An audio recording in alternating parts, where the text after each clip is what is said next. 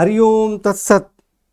यह तुला लग्न की कुंडली है। सबसे पहले सूर्य से फलादेश प्रारंभ करते हैं। तो सूर्य जो है इस कुंडली में आमदनी भाव के स्वामी हैं और यह दसम भाव में विराजमान है। तो यह बहुत ही अच्छा योग है। तो सूर्य यहाँ पर विराजमान होने के कारण पिता राज्य एवं रोजगार के क्षेत्र में सुख सम्मान एवं सफलता प्राप्त होती है, उच्च पद प्राप्त होता है, आमदनी बहुत अच्छी होती है। चतुर्थ भाव में दृष्टि के कारण माता भूमि भवन का सुख प्राप्त होता है। परंतु सूर्य जो सूर्य है वह 26 अंश के हैं, अंश बल में बिल्कुल कमजोर है और इस पर शनि की दृष्टि है। यानी कि सूर्य अकेले तो बहुत अच्छा लाभ दे रहे थे, परंतु दसम भाव में सूर्य कमजोर होकर पीड़ित हो गए। तो जिसके कारण वास्तविक फलादेश क्या होगा कि पिता राज्य रोजगार के क्षेत्र में कठिनाई एवं परेशानी होगी। यानी पिता से भी मतभेद, उनके सुख में कमी, रोजगार में परेशानी, आमदनी में भी परेशानी होगी, धन का नुकसान भी होगा। तो इसलिए यहाँ पे सूर्य को प्रबल करें और शनि से संबंधित दान एवं उपाय करें। तो कोई भी ग्रह चाहे स्वराशि में हो, चाहे कारक हो, चाहे जो भी हो, यदि वह ग्रह किसी ग्रह को पीड़ित कर रहा है तो उसका दान एवं उपाय करना अत्यंत आवश्यक है। किसी भी ग्रह का दान उपाय करने से वह ग्रह कमजोर नहीं होता है, बल्कि उसके दोष में कमी होती है। इसलिए अगर कोई आपको ऐसा ज्ञान दे कि नहीं शनि तो राजयोग कारक ग्रह है, उसका दान नहीं करना चाहिए, तो फिर आपकी परेशानी भी खत्म होने वाली नहीं है। चंद्रमा जो है इस कुंडली में दसम भाव के स्वामी है और चतुर्थ भाव में विराजमान है, शनि के साथ विराजमान है। देखिए चंद्रमा पीड़ित हो रहे हैं यहाँ से, हालांकि शनि चंद्रमा अपने घर में देख रहे हैं, चंद्रमा अपने घर में देख रहे हैं तो रोजगार में बहुत अच्छी सफलता प्राप्त होगी। परंतु यहाँ चंद्रमा जो है शनि के घर में विराजमान है और शनि के साथ विराजमान है, यानी कि दसम भाव के स्वामी भी पीड़ित हो गए। दसम भाव तो पीड़ित हो ही गया, दसम भाव के कारक सूर्य भी पीड़ित हो गए, आमदनी के स्वामी भी पीड़ित हो गए और दसम भाव के स्वामी चंद्रमा चतुर्थ भाव में पीड़ित हो गए। तो चतुर्थ भाव में जब चंद्रमा पीड़ित हो जाएंगे तो माता भूमि भवन के सुख में कठिनाई एवं परेशानी भी होगी, मतलब कठिनाइयों के साथ सफलता प्राप्त होगी और मानसिक परेशानी भी बनी रहेगी और रोजगार में भी कठिनाई एवं परेशानियों का सामना करना पड़ता है। तो इसलिए चंद्रमा का जो बताया गया उपाय, मंत्र जाप करें, सफेद चंदन का तिलक इत्यादि लगाएं और शनि से संबंधित उपाय करें।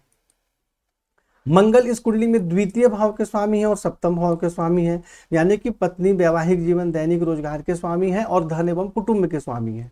और मंगल इस कुंडली में चले गए अष्टम भाव में, देखिए रोग एवं शत्रु के घर में चले गए।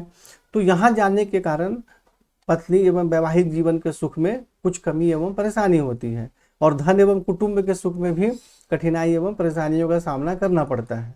और यहाँ से मंगल दृष्टि डाल रहे हैं एकादश भाव में, तो जिसके कारण आमदनी अच्छी होती है, आमदनी के क्षेत्र में सफलता भी प्राप्त होती है और मंगल यहाँ से स्वयं के घर में भी देख रहे हैं। तो इसलिए कुछ कठिन परिश्रम के माध्यम से धन एवं कुटुंब का सुख प्राप्त होता है, धन का संग्रह होता है और तृतीय भाव में दृष्टि के कारण पराक्रम में वृद्धि होती है, मेहनती परिश्रमी होते हैं ऐसे व्यक्ति, भाई बहन का सुख भी प्राप्त होता है। तो मंगल का यहाँ मंत्र जाप इत्यादि करें, इसका रत्न धारण करने की आवश्यकता नहीं है और ऐसे व्यक्ति को किसी को भी धन इत्यादि उधार नहीं देना चाहिए, वरना मिलने में बहुत ज़्यादा कठिनाई एवं परेशानी होती है। और मंगल के बाद बुध के विषय में चर्चा करते हैं। तो बुध जो है इस कुंडली में भाग्य भाव के स्वामी है और द्वादश भाव के स्वामी है, यानी जन्म स्थान से दूर या विदेश के स्वामी है और भाग्य के भी स्वामी है और दसम भाव में सूर्य के साथ विराजमान है। तो जैसे मैंने बताया था कि शनि सूर्य को पीड़ित कर रहे हैं, लेकिन शनि बुध को पीड़ित नहीं करते हैं, वह उनके मित्र होते हैं। तो बुध के यहाँ विराजमान होने के कारण पिता राज्य एवं रोजगार के क्षेत्र में सुख सम्मान एवं सफलता प्राप्त होती है, रोजगार में बहुत अच्छी सफलता प्राप्त होती है। बुध से संबंधित कार्य करें तो उसमें भी सफलता प्राप्त होती है और भाग्य की उन्नति होती है, धर्म का पालन करते हैं और बाहरी स्थानों के संपर्क से भी रोजगार के क्षेत्र में सफलता प्राप्त होती है। और यहाँ से चतुर्थ भाव में दृष्टि डालने के कारण माता भूमि भवन वाहन का भी श्रेष्ठ सुख प्राप्त होता है। तो जैसे कोई भी ग्रह, एक ग्रह किसी भाव से संबंधित परेशानी कर रहा है तो दूसरा ग्रह वहां लाभ भी देता है, तो दोनों को देखकर आखिरी निर्णय लेना चाहिए और जो परेशानी का योग है उसको हमें उसका समाधान और उपाय भी करना आवश्यक है। गुरु जो है इस कुंडली में तृतीय भाव के स्वामी है, पराक्रम एवं भाई बहन के स्वामी है, रोग एवं शत्रु के स्वामी है, स्वास्थ्य के लिए गुरु को अकारक माना जाता है।